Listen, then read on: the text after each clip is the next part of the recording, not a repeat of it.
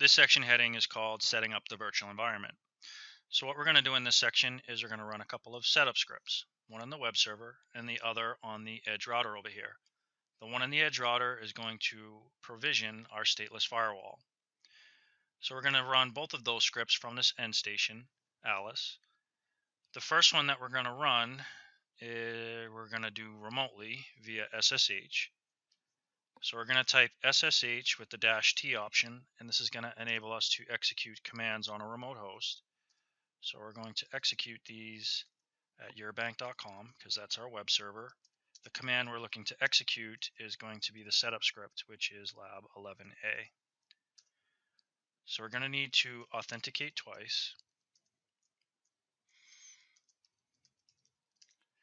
And this is going to keep the session open, and then once the script is complete, then it's going to close the session.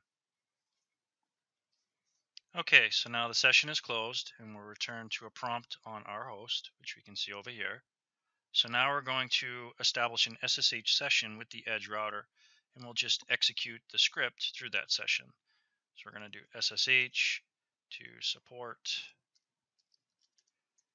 at vios.yourbank.com.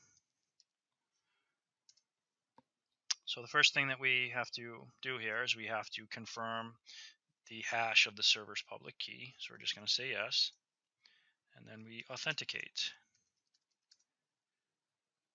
So now this setup script is going to provision our stateless firewall. So if we want to, we can check to see if there's currently any firewall there. There's nothing.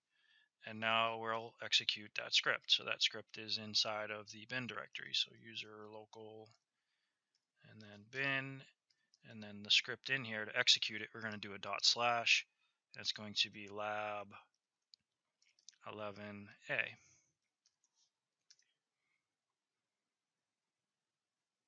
So once we get the prompt back, we'll just issue show firewall, and we can see that our firewall is active. On the EAT0 interface in the inbound direction, we have our rule set name and then the rules within that rule set.